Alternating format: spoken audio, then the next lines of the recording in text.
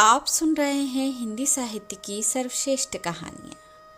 आइए सुनते हैं ज्योतिन्द्र नाथ के द्वारा लिखी हुई कहानी प्रेत की छाया। अपने साहित्यिक जीवन में जितने आदमियों से मेरा परिचय हुआ, उनमें आनंद सबसे अनोखा था। पहले पहल उससे मेरी मुलाकात एक सार्वजनिक सभा में हुई थी। ना जाने उसमें ऐसी क्या विशेषता थी कि मैं उसकी ओर आकर्षित हो गया, और जब मैंने देखा कि वह भी मुझसे विशेष रुचि रखता है, तो उससे मैत्री कर मुझे बहुत खुशी हुई। आनंद का व्यक्तित्व बहुत बड़ा नहीं था, दुबला पतला साधारण सा शरीर उसका था, पर उसके चेहरे पर एक ऐसा भाव था कि देखते ही लगता था मानो यह साधारण आदमी का चेहरा नहीं है। उसका शरीर दुर्बल और बहुत कोमल था, इतना कोमल कि किसी को उसका शरीर छूते भी डर लगता था। यूँ अब हमारी वह उम्र नहीं थी कि आपस में खेल खेल में भी हाथापाई कर बैठते, पर शाबाशी देने के भाव से भी आनंद की पीठ पर मुक्का जमाने की हिम्मत मुझ में कभी ना हुई। लगता कि एक उंगली का आघात भी यह कोमल शरीर संभाल कैसे सकेगा। एक दोस्त मजाक से आनंद के विषय में कहा करता कि आनंद को भगवान ने औरत बनाना चाहा था, लेकिन वह गलती से मर्द हो गया। दूसरे मित्र का कहना था कि अगर आनंद औरत होता तो वह उससे जरूर शादी कर लेता। आनंद इन बातों को सुन सिर्फ हंस देता। वह हंसी मजाक बहुत कम करता था। इन बातों से उसे रुचि न थी। उसे शौक सिर्फ एक बात का था, एकांत में बैठकर सफ़ेद कागज़ पर तूलिका से रेखाएं खींच खींच कर मुंह पर सजीव तस्वीरें बनाना उसे बहुत अच्छा लगता था। वह चित्रकार था। इस कला ने जैसे उसे अपना लिया था। पढ़ने लिखने में वह मन न लगा सका और हार कर उसने पढ़ाई छोड़ दी। उसकी तस्वीरें देखकर उसके भविष्य पर भरोसा होता था। वह अपने भाई के साथ रहता था। भाई तो बहुत सहृदय थे, पर उसकी भाभी को आलसी जैसा बेकार बैठकर खाने वाला यह देवर जरा भी नहीं भाता था। भाभी का व्यवहार कभी कभी बहुत असह्य हो जाता था। आनंद ने कलाकार का हृदय पाया था। वह बहुत भावुक था। एक दिन वह घर छोड़कर कहीं चला गया। जाने के पहले वह मेरे पास आया था, मुरझाए हुए गुलाब के फूल की तरह। उसका चेहरा उदास था। मैंने देखा उसकी आंखें भारी थीं, जैसे 1-2 घंटे अभी अभी वह रोया हो। उसकी कर्कशा भाभी के स्वभाव के बारे में मैं जानता था। उसकी उदासी का कारण समझते मुझे देर न लगी। मैंने उसे धैर्य बंधाया, अपने साथ भोजन कराया और रात में अपने ही यहाँ सो जाने को कहा। उसने मेरी बात मान ली, पर दूसरे दिन सुबह उठने पर मैंने उसे नहीं पाया। सोचा शायद अपने घर चला गया हो, पर थोड़ी देर बाद उसके भाई उसे ढूंढते हुए मेरे पास आए। वह बहुत घबराए हुए थे और अपनी पत्नी पर बेतरह क्रुद्ध मालूम पड़ते थे। मुझे जो मालूम था मैंने बता दिया। मुझे खुद बहुत चिंता हुई और मैं आनंद को ढूंढने की कोशिश की, पर आनंद का पता न चला। मैं निराश हो गया। मुझे बहुत अफसोस हुआ कि मेरे एक ऐसे अच्छे मित्र का ऐसा दुखद अंत हुआ। मुझे विश्वास था कि कोमल शरीर वाला भावुक आनंद इधर उधर भटक कर ज़्यादा दिन न जी सकेगा। ईश्वर की मर्जी का पता किसी को नहीं रहता। मैं बहुधा सोचता कि कितना अच्छा होता अगर मेरी और ईश्वर की मर्जी एक हो जाती। मैं जानता था ऐसा संभव नहीं है, लेकिन एक बात की ओर मेरा ध्यान गया था। मैं देखता था कि भगवान मेरी मर्जी का बहुत ख्याल रखते थे, और जो बात दिल से चाहता वह अक्सर हो जाती। इसे किस्मत कहिए, संयोग कहिए, या इच्छा शक्ति की मजबूती कहिए, पर मैं ईश्वर का आभारी था। इधर कई दिनों से मुझे आनंद की बहुत याद आ रही थी। मुझे विश्वास हो गया था कि आनंद की चलती फिरती काया अब इस पृथ्वी पर नजर नहीं आएगी। फिर भी मैं कल्पना कर रहा था कि आनंद से मिलकर मैं उससे बात कर रहा हूँ। ऐसा करने में मुझे एक प्रकार का संतोष मिल रहा था। मैं सोच रहा था कि अब अगर आनंद को पाऊँ तो उसे अलग न रहने दूंगा। मैं उसे अपने साथ रखूंगा। मैं कहानियाँ लिखूँगा, वह चित्र बनाएगा। आनंद के साथ रहने में कितना आनंद मिलेगा। मैंने कई दफ़ा कोशिश की कि इन बातों को दिमाग में ना आने दूँ। जो चला गया, जिससे कभी भेंट ना होगी, उसकी चिंता कर दुखी होने का क्या लाभ। पर मैं अपने को रोक ना पाता। उसकी याद बरबस आ जाती। और एक अरसे के बाद उस दिन शाम को आनंद आकर मेरे सामने अचानक खड़ा हो गया। इस बीच उसके भाई का तबादला हो चुका था और वह इस नगर से कहीं अन्यत्र चले गए थे। आनंद को देख मेरे आश्चर्य का ठिकाना ना रहा। खुशी मुझे कितनी हुई, इसका मैं शब्दों में बयान नहीं कर सकता। मुझे अपनी आंखों पर विश्वास नहीं हुआ। सोचा कि सपना तो नहीं देख रहा हूँ, पर आनंद, सचमुच का आनंद मेरे सामने खड़ा था। मेरे मुख से नायास ही निकल गया, अरे आनंद, अब मैं तुम्हें कहीं जाने नहीं दूंगा। आनंद हंसा, अब निकालोगे? तब भी नहीं जाऊंगा। बहुत भटक चुका। इस तरह कोई भागता है? कहाँ रहे इतने दिन? बहुत लंबी कहानी है, निश्चित होकर कहूँगा। मैं तो समझता था अब तुमसे भेंट ना होगी। मुझे अभी बहुत काम करना है भाई, इतनी जल्दी ना मरूंगा। दुनिया में आया हूँ तो कुछ करके जाऊंगा, दुनिया को कुछ देकर जाऊंगा। आनंद हमेशा इसी तरह की बातें करता था, मानो उसे अपनी सफलता पर और उज्जवल भविष्य पर पूरा भरोसा हो। बहुधा मुझे ताज्जुब होता कि वह वैसी प्रतिकूल परिस्थितियों में रहकर भी अपना यह विश्वास वह कैसे कायम रख सका। इन बातों को ले कई लोग उसकी हंसी उड़ाते थे, पर कोमल शरीर वाले आनंद में बहुत दृढ़ता थी। वह कभी विचलित न होता। भोजन आदि से निवृत्त हो आनंद खूब गहरी नींद सोया। दूसरे दिन एक पहर दिन बीता, तब उसकी नींद टूटी। मैंने भी थका मांदा जान उसे छेड़ना उचित न समझा। न जाने कितने दिनों बाद उसे इस तरह डट कर भोजन करने के बाद संतोष और सुख की मीठी नींद सोने का अवसर मिला था। उसने जैसी यात्रा की थी, उसमें कितनी अनिश्चितता थी और कितना खतरा था। उस दोपहर को हम दोनों बहुत देर तक बातें करते रहे। आनंद ने विस्तार पूर्वक सभी बातें बताई। कैसे कभी उसे हफ्ते फाका करने की नौबत आई, जंगलों में और सड़कों के किनारे रातें बितानी पड़ी। बहुत रोचक लेकिन दर्दनाक कहानी थी। आदमी जब खतरों से निकल जाता है तो बीते हुए कठिन दिनों का वर्णन करने में उसे एक प्रकार का मज़ा मालूम पड़ता है। आनंद को वैसा ही मज़ा मिल रहा था। वह बहुत विस्तार से और उत्साह से उन बातों का वर्णन कर रहा था। मैं भी उसकी यात्रा की कहानियों में रुचि ले रहा था। अपनी यात्रा की कहानियाँ कह चुकने के बाद आनंद बोला, वैसी ज़िंदगी से मेरी तबीयत अब मर गई। अब मैं कुछ करना चाहता हूँ। मैं कुछ कर सकूँ, इसके लिए मुझे सिर्फ 2 चीज़ें चाहिए। ओह, यह 2 चीज़ें मुझे कितनी दुर्लभ लगती हैं। इनकी खोज में दर दर की खाक छानता फिरा। इतना कह आनंद उदास हो गया। मैं चकराया, पूछा, वे 2 चीज़ें क्या हैं आनंद? एक कलाकार, सच्चे कलाकार के लिए ये 2 चीज़ें कितनी ज़रूरी हैं, यह एक कलाकार ही समझ सकता है भाई। मेरी इस ज़रूरत के महत्व को तुम ही समझ सकते हो। मैं चाहता हूँ एकांत और मानसिक शांति। मैं हंस पड़ा, बोला, बस तुम हंसते हो? मेरे लिए ये चीज़ें सुलभ न थी। भाई के यहाँ रोज का कलह, रोज की तकरार, ताने और व्यंग। मैं कहता हूँ वैसे वातावरण में रहकर तुम कभी भी कहानियाँ नहीं लिख सकते। मैं एकांत और मानसिक शांति की खोज में भटकता रहा। एकांत मुझे मिला, पर मानसिक शांति न मिली। सुनो आनंद, मैंने कहा, तुम्हारी मजबूरी मैं समझता हूँ। एकांत की तुम्हें बहुत ज़रूरत है।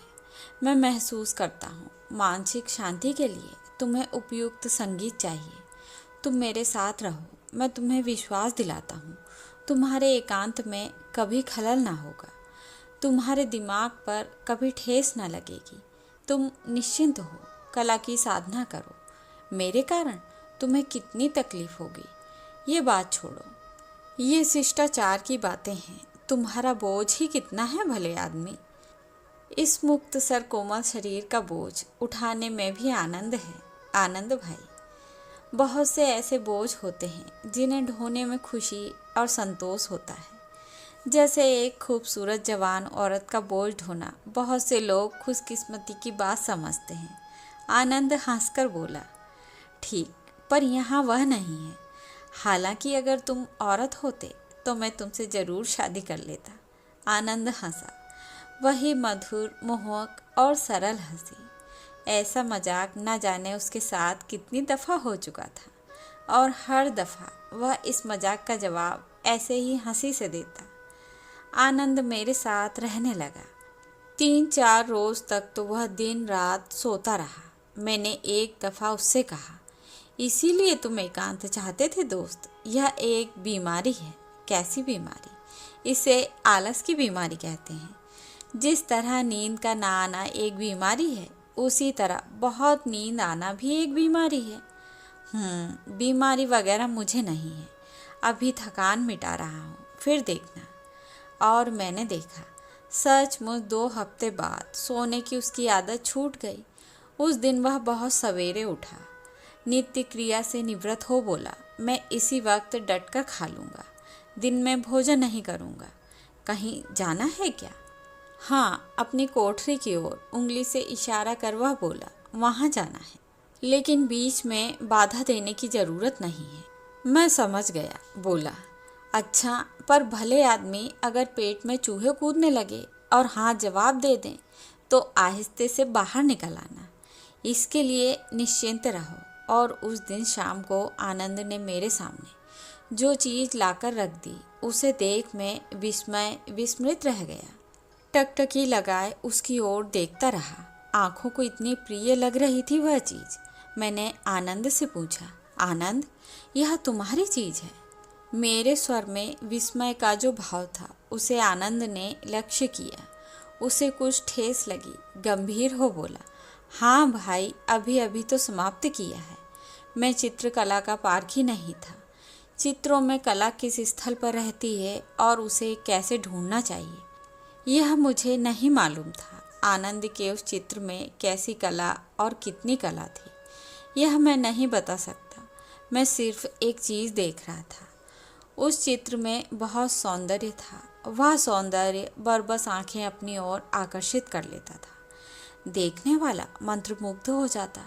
आनंद के चित्र में शुरू से देख रहा था, पर उसका चित्र इतना सुंदर हो सकता है, इसकी मैं कल्पना भी नहीं कर सकता था। मैंने प्रशंसा भरी दृष्टि से उसकी ओर देखते हुए कहा, तुमने तो कमाल कर दिया आनंद। मालूम होता है, इतने दिनों तक तुमने खूब अभ्यास किया है। तुम्हारा चित्र कितना अच्छा है। प्रशंसा के वाक्य सुन आनंद की छाती गौरव की भावना से फूल उठी। संतोष भरी मुस्कुराहट के साथ वह बोला, जब से घर छोड़ा है आज ही मैंने तूलिका उठाई है, पर मुझे विश्वास था कि मैं सुंदर चित्र बनाऊंगा। आनंद के चेहरे पर एक प्रकार की चमक थी और मैंने लक्ष्य किया कि आज वह बहुत खुश था। सच्चे कलाकार को कला की साधना में ही आनंद मिलता है। धन या वैभव की प्राप्ति से कलाकार को उतना सुख नहीं मिलता जितना एक कलापूर्ण और सफल कलाकृति का निर्माण करने में मिलता है। और आनंद की वह खुशी और उसके चेहरे की वह चमक कायम रही। आनंद अब नवीन चित्रों के निर्माण में जुट गया। उसके चित्रों का तांता बन गया। यह बात नहीं थी कि चित्र सिर्फ मुझे ही अच्छे लगे थे। जनसाधारण को और कला के पारखियों को भी आनंद के चित्र बहुत पसंद आए। आनंद का यश फैलने लगा। शहर में, प्रांत में और फिर देश में उसकी कीर्ति फैल गई। उसके चित्र प्रमुख पत्रों में छपते। कई प्रदर्शनियों ने उसके चित्रों को पुरस्कृत भी किया। विदेशों को भी उसने अपने चित्र भेजे और वहाँ भी जब उन चित्रों की प्रशंसा हुई तो देश में उसका सम्मान और भी बढ़ गया। मेरे देखते देखते दुनिया का मान सम्मान और वैभव आनंद के चरणों पर लौटने लगा। मुझे बहुत ताज्जुब होता, एक एकांत कोठरी में बैठकर जो काम आनंद करता है, उसकी बदौलत इतना मान, इतना यश। मुझे कभी उसकी सफलता पर खुशी होती, कभी आश्चर्य होता, कभी ईर्ष्या होती और कभी उसकी मैत्री पर गर्व होता। अभी तक उसके प्रत्येक नवीन चित्र का पहला दर्शक मैं ही होती। इसका मुझे अभिमान था और फिर इतना बड़ा कलाकार मेरे साथ रहता था। यही क्या कम गौरव की बात थी। आनंद की इस अभूतपूर्व सफलता पर उसके सभी मित्र और परिचित चकित थे। अब आनंद को किसी चीज़ की कमी न थी। एक दिन मुझसे बोला, मैंने तो तुम्हें बहुत तकलीफ दी भाई, अब मुझे जाने की इजाज़त दो। नज़दीक ही रहने की कोशिश करूँगा। मुझे अच्छा न लगा, दिल पर धक्का पहुँचा। बोला, हाँ भाई, अब तुम बड़े आदमी हो गए हो, मुझ जैसे गरीब के साथ कैसे रह सकते हो। आनंद ने मेरा भाव लक्ष्य कर लिया, हंसकर बोला, पागल हो गए हो क्या। फिर कभी उसने अलग होने की बात न की। आनंद का जीवन नियमित बन गया था। वह सवेरे उठता, नित्य क्रिया से निवृत्त हो 8 बजे डटकर भोजन कर लेता। 9 बजे वह अपनी कोठरी में चला जाता, फिर 4 बजे शाम को निकलता। 6 बजे हम दोनों एक साथ भोजन करते, उसके बाद एक साथ बैठकर बातें करते या कभी कभी कुछ दूर तक टहल आया करते। रात में आनंद कभी कोई काम न करता, फिर भी सवेरे देर तक सोने की उसकी आदत थी। घड़ी की सुइयां जिस तरह एक ही चिर परिचित रास्ते से होकर बार बार गुजरती रहती, उसी तरह एक ही क्रम के अनुसार आनंद का समय बीतता। ऐसा जीवन जिसमें कहीं विविधता नहीं, नवीनता नहीं। कभी कभी मुझे बहुत शुष्क और नीरस लगता। उस दिन शाम को खाना खाने के बाद हम दोनों कहीं बाहर जाने के बजाय कमरे में बैठकर बातें करने लगे। उस दिन आनंद ने एक बहुत सुंदर चित्र बनाया था। अभी कुछ देर पहले शहर के कुछ सम्मानित व्यक्ति आए थे और उस चित्र की भूरी भूरी प्रशंसा करे गए थे। वह चित्र प्रशंसा के योग्य भी था। मैंने भी उसी चित्र की चर्चा चलाई। तुम्हारा यह चित्र तो आनंद मालूम होता है जैसे किसी देवता ने बनाया हो। मैंने ताज्जुब के साथ देखा। आनंद के चेहरे पर एकाएक सफ़ेदी सी छा गई। वह इस तरह चौंका जैसे वह कोई चोरी कर रहा था और किसी ने उसकी चोरी पकड़ी हो। उसकी घबराहट देख मैं चिल्ला उठा, क्यों आनंद, क्या हुआ। आनंद ने अपने को संभाला। उसने रुमाल से अपने चेहरे को पोंछा और धीमे स्वर में कहा, तुमने ऐसी बात कही मंगल जिसने मेरे दिल को छू लिया। मैं जानता था कि आनंद को ईश्वर पर पूरा विश्वास है और देवताओं का बहुत सम्मान करता है। मैंने अनुमान से कहा, मैं नहीं जानता था कि देवताओं पर तुम्हारी इतनी श्रद्धा है कि कोई तुम्हें देवता कह दे तो तुम्हें इतनी ठेस लगेगी। यह बात नहीं है मंगल। तो फिर क्या बात है। तुम्हारा संकेत सही था। मेरा संकेत? मैं अचरज से बोला। मैंने किसी बात का संकेत किया था? सचमुच ये तस्वीरें मैं नहीं बनाता। इतना कहते कहते आनंद चुप हो गया। उसके चेहरे को देख मुझे हंसी आई। मैं जानता था कि आनंद अंधविश्वासी है। मजाक के तौर पर मैं बोला, भाई रामायण की तो सिर्फ एक पंक्ति हनुमान जी ने लिखी थी, पर क्या तुम्हारी सभी तस्वीरें कोई देवता ही बनाते हैं? यही तो अफसोस है भाई, आनंद गंभीर स्वर में बोला। मुझ पर किसी देवता की नहीं, प्रेत की कृपा है। मैं बहुत मुश्किल से अपनी हंसी रोक रहा था। आनंद जैसी गंभीरता से बातें कर रहा था। उसे देख मुझे हंसने का साहस नहीं हो रहा था। मैं मुस्कुराकर बोला, ये फिजूल बातें किसने तुम्हारे सिर में भर दी हैं आनंद? सही बात है मंगल, उस प्रेत से मेरी भेंट हुई थी। कब, कहाँ? अपनी यात्रा के सिलसिले में, छोटा नागपुर के जंगलों में। फिर उसने तुमसे क्या कहा? वह चित्रकार था, बहुत सफल चित्रकार। पर रहो, मैं शुरू से कहता हूँ, चारों तरफ अंधकार हो चुका था। नौकर ने टेबल पर लैंप लाकर रख दिया। लैंप के प्रकाश में मैंने देखा, आनंद का चेहरा पसीने से भर गया था, मानो उसके स्मृति पट पर बीते हुए दिनों की कुछ तस्वीरें गुजर रही थीं। तस्वीरें सदा आकर्षित करती हैं, पर अगर तस्वीर भयंकर हो तो उसे देख मनुष्य विचलित हो जाता है। आनंद के स्मृति पट से इस वक्त शायद भयंकर चित्र गुजर रहे थे। मैंने रुचि ले कहा, हाँ आनंद, तो तुमने क्या देखा था? आनंद ने एक गिलास पानी पिया, धीरे से खांसा और फिर रुमाल से मुंह पोंछकर बोला, मैं तुमसे कोई हंसी की बात या बनावटी कहानी नहीं कह रहा हूँ। मुझे कहानी कहना भी नहीं आता। तुम कहानी लिखने वाले झूठी और बनावटी घटनाओं का भी ऐसा वर्णन कर देते हो कि वे सच्ची और यथार्थ लगने लगती हैं। मुझे वह कला नहीं आती। हो सकता है मैं सच्ची बातें भी ऐसे ढंग से कह दूं कि तुम्हें बनावटी लगे, पर यह घटना मेरे जीवन की बहुत महत्वपूर्ण घटना है। यह घटना जिसने मेरे जीवन पर जबरदस्त प्रभाव डाला और इसका रुख ही बदल दिया। मुझे आनंद की भूमिका पसंद नहीं आ रही थी। बोला, आखिरकार हुआ क्या था, कुछ सुनूं तो। उसके बाद आनंद ने मुझे अपनी आप बीती सुनाई। ऐसी रोमांचकारी और भयंकर कहानी मैंने आज तक नहीं सुनी थी। हालांकि आनंद ने कहानी सिलसिलेवार और आकर्षक ढंग से नहीं कही थी, फिर भी मैं मंत्रमुग्ध हो उसे सुनता रहा। आनंद की कहानी बहुत लंबी चौड़ी थी, पर उसने जो कुछ कहा उसका तात्पर्य संक्षेप में यही था। अपनी यात्रा के सिलसिले में वह एक दफ़ा राजगृह पहुंचा। राजगृह में कुछ दिन ठहर फिर जंगल के रास्ते दक्षिण की ओर बढ़ गया। एक दिन धुंध चढ़ी तो बिना रुके मीलों बढ़ता चला गया। रास्ता उबड़ खाबड़ था। घनी झाड़ियों के बीच से पगडंडी चली गई थी। पगडंडी भी पथरीली थी और मानिनी नायिका की तरह बीच बीच में लुप्त हो जाती थी।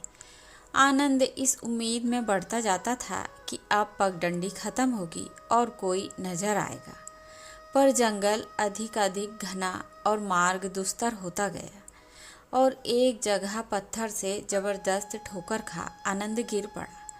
अपने जख्मी और लहूलुहान पैर को उसने संभाल कर आगे बढ़ाया ही था कि एक बड़ा कांटा आधा उसके तलवे में गड़ गया। आनंद आह भरकर वहीं बैठ गया। कांटा निकलने में बड़ी वेदना और कांटे के साथ करीब 1 तोला खून बाहर निकल पड़ा। आनंद हिम्मत हार गया और निस्तेज हो वहाँ बैठा रहा। बैठे बैठे उसकी आंखें झपने लगी और वह लेट गया। कुछ देर बाद आनंद की आंखें खुली तो सूर्य अस्ताचल की ओर अग्रसर हो रहा था। संध्या समय इस घने जंगल में अपने को अकेला देख आनंद घबरा गया। एक तो जंगल के ओर छोर का पता नहीं चल रहा था और दूसरे उसके पैर भी अभी इस काबिल ना थे कि वह तेजी से एक कदम बढ़ सके। आनंद ने चारों ओर नज़र दौड़ाई। उस ओर दूर कहीं झुरमुट में छिपा हुआ उसे ईंटों का ढेर सा नजर आया। आनंद के हृदय में आशा का कुछ संचार हुआ और वह उसी ओर बढ़ा। वहां पहुंच उसने ईश्वर को धन्यवाद दिया। पुराने जमाने का कोई वृहद मकान टूट फूट कर खंडहर का रूप धारण किए हुए था। छतें तो सभी गायब थीं, पर एक कोठरी की 4 दीवारें मौजूद थीं। दरवाजे की जगह कुछ चट्टानें थीं। आनंद ने बिना छत के उसी कमरे में प्रवेश किया। ज्यों-ज्यों अंधकार बढ़ता जा रहा था, जंगल का दृश्य अधिक भयावह होता जा रहा था। वह थकावट से चूर था। उसके पास एक टार्च थी जिसकी रोशनी बहुत धीमी पड़ गई थी। उसकी रोशनी में सोने लायक जगह साफ ढूंढने लगा। टार्च की रोशनी जो एक दीवार पर पड़ी तो आनंद चौंक पड़ा। दीवार साधारण न थी, उस पर चित्रकारी की गई थी। आनंद की जिज्ञासा जागृत हो गई। वह खुद चित्रकार जो था, इस अंधेरी रात में इस भयंकर स्थान में एक खंडहर की दीवार पर की गई चित्रकारी को देख उसके विस्मय का ठिकाना ना रहा। वह देर तक टॉर्च जलाए दीवालों की परीक्षा करता रहा। दीवालों पर जगह जगह धब्बे पड़े थे और रंग भी फीका पड़ गया, पर तो भी चित्र का जो अंश दिख पड़ता था उसे देख आनंद मुग्ध हो गया। न जाने कब का यह भवन था, न जाने किस चित्रकार ने इस पर यह चित्रकारी की थी। यह राजपूत कालीन कला सी लगती थी। महलों और बेगमों की तस्वीरें कितनी सजीव और सौंदर्यपूर्ण थी। यही सोचता हुआ आनंद तब तक तस्वीरें देखता रहा जब तक उसके टार्च की रोशनी खत्म न हो गई। फिर उन्हीं तस्वीरों के विषय में विचारता हुआ वह सो गया। उसने निश्चय किया था कि सुबह उठकर वह तस्वीरों को ध्यान से देखेगा। चूंकि वह बहुत थका मांदा था, उसे बहुत गहरी नींद आ गई। सहसा आनंद की आंखें खुल गईं और उसने देखा कि सारा कमरा प्रकाश से भरा था, मानो किसी ने वहाँ हजारों बल्ब जला दिए थे। उस प्रकाश में दीवार के चित्र चमक रहे थे, मानो अभी अभी कल के बने हुए हों। आनंद विस्मय विमुग्ध सा देख ही रहा था कि उसे पीछे से आवाज़ सुनाई पड़ी। कोई बोला, सुनो। आनंद ने चौंक कर पीछे की ओर देखा। जो कुछ देखा उसे देख उसका हृदय दहल गया। उसके सामने एक मानव मूर्ति खड़ी थी। उसके दोनों हाथ कटे हुए थे और उनसे खून बह रहा था। उसके गले में भी एक जबरदस्त जख्म था और उससे भी रक्त प्रवाह हो रहा था। वह अपने लूले हाथों को जोरों से हिला रहा था और आनंद की ओर संकेत कर रहा था, सुनो। इस भयंकर दृश्य को देख आनंद अपने को न संभाल सका। हालांकि उसमें हिम्मत की कमी नहीं थी। उसका सिर चक्कर खाने लगा। उसकी सोचने की शक्ति जाती रही। लगा कि चारों ओर अंधकार छा रहा है और वह बेहोश हो गिर पड़ा। उसकी अवचेतनावस्था में उसे ऐसा अनुभव हुआ कि वह मनुष्य उसके निकट आ उसे होश में लाने की कोशिश कर रहा है। उसने उसके स्पर्श का अनुभव किया और खून की बूंदों का आघात उसके गालों और चेहरे पर पड़ा। वह सिहर उठा और भीतर ही भीतर कांप उठा। उसे सुनाई पड़ा, वह मनुष्य कह रहा था, मुझसे डरो नहीं, मैं तुम्हारा बिगाड़ ही क्या सकता हूँ।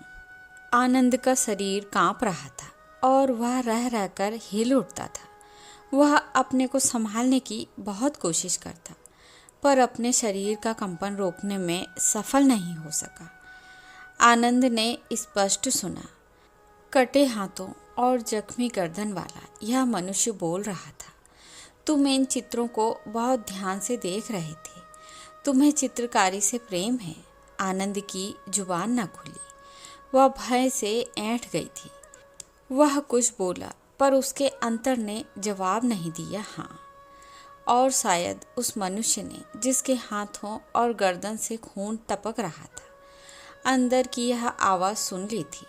वह फिर बोला, तुम्हें ये चित्र पसंद आए? बहुत। काश मैं ऐसे चित्र बना पाता। उस मनुष्य के सफ़ेद चेहरे पर खुशी छा गई। बोला, इन चित्रों को तुम अब देखो। तुम जो देख रहे थे उन पर तो धब्बे पड़े थे और उनका रंग उड़ गया था। आनंद ने तस्वीरें देखी। श्रृंगार रस से सराबोर सुंदरियों की भावपूर्ण विभिन्न मुद्राओं के चित्र देख आनंद मुग्ध हो रहा था। मान लो तुम बहुत बड़े जागीरदार हो, किसी चित्रकार ने तुम्हारे लिए ऐसे चित्र बनाए, तो तुम उस चित्रकार को क्या पुरस्कार दोगे? मैं उसे मुँह मांगा इनाम दूंगा, मैं उसे दौलत से लाद दूंगा। वह जख्मी प्राणी जोर से हंसा। इस हंसी के वेग से उसका आधा कटा हुआ गला घर घर आवाज़ करने लगा और उसके लूले हाथ हिलने लगे। उसकी इस भयंकर हंसी को देख आनंद ने अपनी आंखें बंद कर ली। वह बोला, जानते हो इन तस्वीरों के बनाने वाले को क्या इनाम मिला था? नहीं तो आप जानते हैं? अच्छी तरह। तुम भी जानना चाहते हो? हाँ, तो सुनो। जिस चित्रकार ने ये चित्र बनाए थे उसका नाम जीवन था। चित्रकारी को उसने अपना पेशा बना लिया था।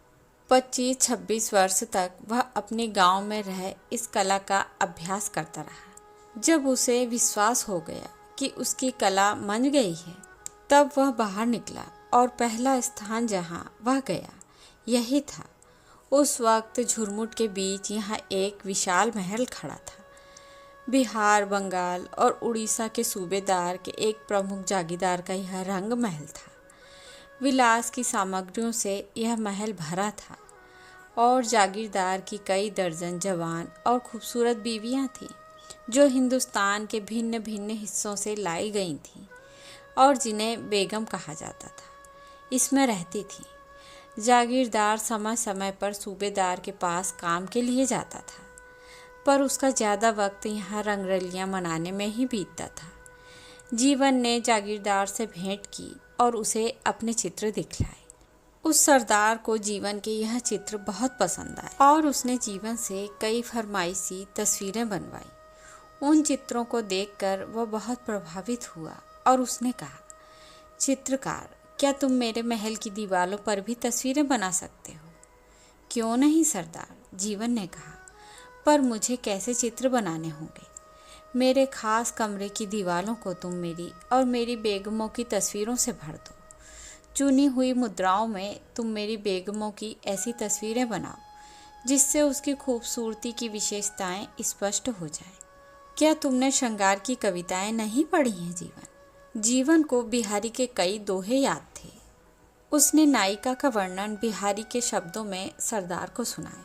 सरदार ने कहा, तुम खुद काफ़ी जानते हो जीवन, कहो कब से शुरू करते हो? आप जब से कहें, पर एक बात है। क्या? चित्र बनाते वक्त बेगमों को हाजिर रहना जरूरी होगा और मैं जिस मुद्रा में कहूँ उन्हें कुछ देर तक बैठना पड़ेगा, तभी चित्रों में असलियत आएगी। अच्छी बात है। तुम्हें कितना समय लगेगा? कम से कम 2 मास। दूसरे दिन अपने खास कमरे में सरदार ने अपनी सभी बेगमों को बुलाया और जीवन को साथ ले उस कमरे में गया। कई दर्जन बेगमें बुर्का डाले बैठी थीं। सरदार के इशारे से बेगमों ने बुर्का उलट लिया। ऐसा मालूम हुआ कि आसमान में अनेक तारे एक ही दफ़ा प्रकट हो उठे हों। सरदार ने उन्हें संबोधित कर कहा, आज से 2 मास तक तुम लोग समझ लो कि इस महल का मालिक मैं नहीं हूँ, जीवन है। यह तुम लोगों की तस्वीरें दीवारों पर बनाएगा। उसकी बातों का ख्याल करना। यह तुम्हें जैसा श्रृंगार करने को कहे और जिस मुद्रा में बैठने को कहे बैठना, नहीं तो उसकी तस्वीरें यथार्थ न हो पाएंगी। जीवन की कला निर्दोष है, उससे गलती हो नहीं सकती। अगर तस्वीरें अच्छी ना हुई तो इसकी जिम्मेदारी तुम पर होगी। इस प्रकार जीवन चित्र बनाने में लगा। वे सुंदरियों जिन पर सूर्य का प्रकाश भी नहीं पड़ता था, उसके हुक्म की पाबंद थी। जीवन अपने को बहुत खुशकिस्मत समझ रहा था। उसने बहुत लगन और परिश्रम के साथ चित्र बनाए। 2 मास बाद कमरे का रूप ही बदल गया। सरदार किसी काम से सूबेदार के पास मुंगेर गए हुए थे। लौट कर आने पर अपने कमरे को देख खुश हो गए। अपनी बेगमों के साथ उन्होंने चित्रों का मुलाहिजा किया और तब जीवन की ओर मुड़कर बोले, मेरे कमरे की तरह सजा हुआ कमरा इस सूबे में किसका होगा? किसी का नहीं। जीवन, मैं तुम्हें क्या पुरस्कार दूं? जीवन के हृदय में आनंद की हिलोरें उठ रही थी। यह उसकी पहली महान सफलता थी। अभी उसके सामने सारा जीवन पड़ा था। ऐसी खुशी कि न जाने कितने अवसर अभी आएंगे, वह मन ही मन सोच रहा था। सरदार की बातें सुनकर बोला, सरदार को मेरे चित्र पसंद आए, यही मेरे लिए बहुत बड़ा पुरस्कार है। सरदार ने उत्साह से जीवन के हाथ पकड़ लिए और बोला, मैं तुम्हें बहुत बड़ी जागीर दूंगा जीवन, तुम्हें किसी चीज़ की कमी न रहेगी मेरे दिली दोस्त। पर मेरी एक शर्त है जीवन, मानोगे? वह क्या सरदार? आज से तुम चित्र बनाना छोड़ दो। मैं नहीं चाहता कि तुम्हारी बनाई चीज़ दूसरी जगह भी रहे। मैं अपने कमरे को अनुपम बनाए रखना चाहता हूँ। यह शर्त तुम्हें माननी पड़ेगी। सरदार की बातें सुन जीवन अवाक रह गया।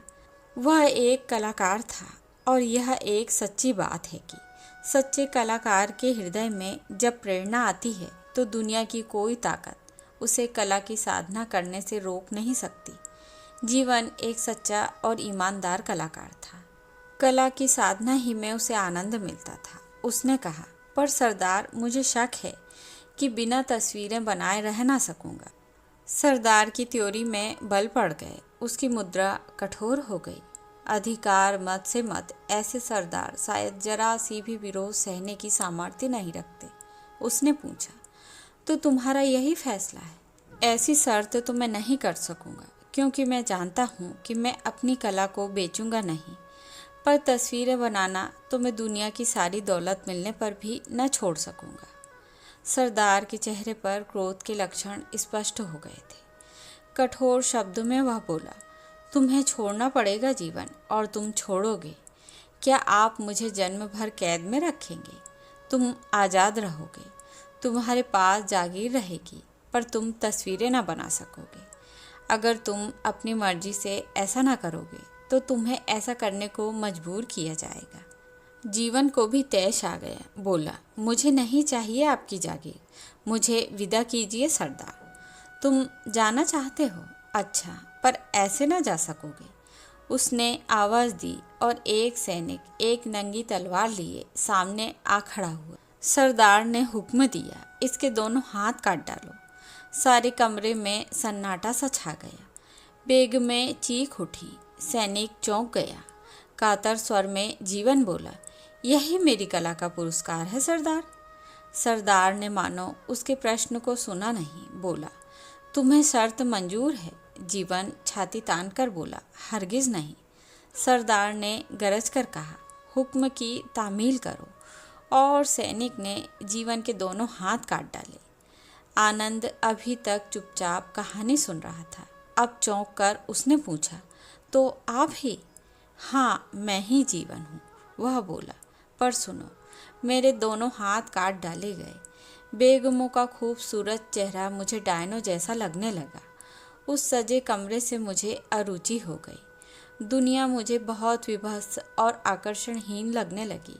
मैंने कहा, दुष्ट पापी, तूने मेरा जीवन व्यर्थ कर डाला। तूने मुझे मार ही क्यों ना दिया? अब इस जीवन के बोझ को ढोकर मैं क्या करूँगा? और मैंने सैनिक की तेज़ तलवार के नीचे अपनी गर्दन रगड़ दी। दूसरे क्षण मेरी लाश उस जमीन पर तड़प रही थी। आनंद ने अब ध्यान से जीवन की ओर देखा। उसके कटे हाथ और गर्दन का रहस्य अब उसकी समझ में आया। साथ ही यह भी उसके सामने स्पष्ट हो गया कि वह एक प्रेत से बातें कर रहा है। पर इतनी देर तक सम्मुख रहने के बाद उसका भय मिट गया था। उसने हिम्मत कर प्रश्न किया, यह कब की बात है? यह उस जमाने की बात है जब मुट्ठी भर गोरे इस सूबे को तबाह कर रहे। नवाब के पास इतनी ताकत न थी कि उन लुटेरों से अपनी प्रजा की रक्षा कर सकता। रहते भी तो कैसे? उसके बहादुर सरदारों का जौहर तो निर्दोष कलाकारों के हाथ काटने में दिखाई देता था। मेरे सामने कुछ वर्षों के बाद 2 दर्जन गोरों ने आकर इस महल पर अधिकार कर लिया। उस वक्त सरदार के पास 200 सैनिक थे। कुछ भाग गए, कुछ दुश्मनों से मिल गए और कुछ कट मरे। मेरे इसी रूप के सामने सरदार की गर्दन रेत दी गई और उसकी बेगमों की इज्जत भी उन गोरों ने लूट ली। और तब से आप इसी रूप में हैं, क्यों?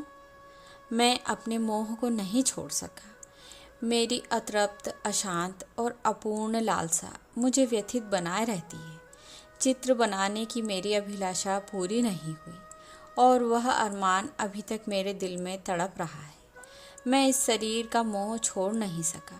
मैं ऐसे ऐसे सैकड़ों कमरे रंग देने की हबीस रखे हुए हूँ दोस्त। तुम्हारा नाम क्या है मित्र? आनंद। मैं खुद चित्रकार हूँ और कला के लिए दौलत पर लात मार अपनी जान कुर्बान कर देने वाले एक आदर्श चित्रकार के सामने मेरा मस्तक श्रद्धा से झुक जाता है। मैं आपके लिए क्या कर सकता हूँ? जीवन के प्रेत की आंखें खुशी से चमक उठी। तुम चित्रकार हो आनंद? मेरे लिए कुछ करना चाहते हो? हाँ। एक काम करोगे? मेरी हबीस पूरी होने दो। मैं चित्र बनाना चाहता हूँ। मुझे अपने हाथ दे दो। हाथ? आनंद भौचक हो बोला, घबराओ मत। मेरा मतलब है मैं तुम्हारे हाथों का उपयोग करूँगा। मैं चित्र बनाऊँगा। उंगलियाँ तुम्हारी रहेगी, गति मेरी। मेरी आत्मा को शांति मिलेगी। चित्रों का निर्माण करने के बाद मुझे इस योनि से छुटकारा मिलेगा। इसके लिए मैं तत्पर हूँ, पर आपकी सुंदर कृतियाँ मेरे नाम प्रचलित हों, इसमें अन्याय नहीं है। उसका ख्याल मत करो। मेरी अतृप्त आकांक्षा पूरी होगी, आत्मा को शांति मिलेगी। यही मेरे लिए बहुत है। अपने जीवन अंत में अगर चाहो तो यह बात किसी ऐसे आदमी से कह देना, खूबी के साथ इसे दुनिया के सामने रख सके। बोलो, स्वीकार है? हाँ, भगवान तुम्हारा भला करे। और वह मूर्ति लुप्त हो गई। आनंद की कहानी सुनते सुनते रात्रि का पहला पहर बीत गया। चारों ओर सन्नाटा छा गया था। मेरा सारा शरीर भय से कई दफ़ा सिहर गया था। मुझे लगा कि आनंद के सर पर दो लूले हाथ लटके हुए हैं। उनसे खून चूकर आनंद के मस्तक पर टपक रहा है। ओह, मुझे आनंद के मस्तक पर खून की बूंदें दिखाई पड़ी। मैं भयभीत हो गया और उसकी ओर ध्यान से देखा।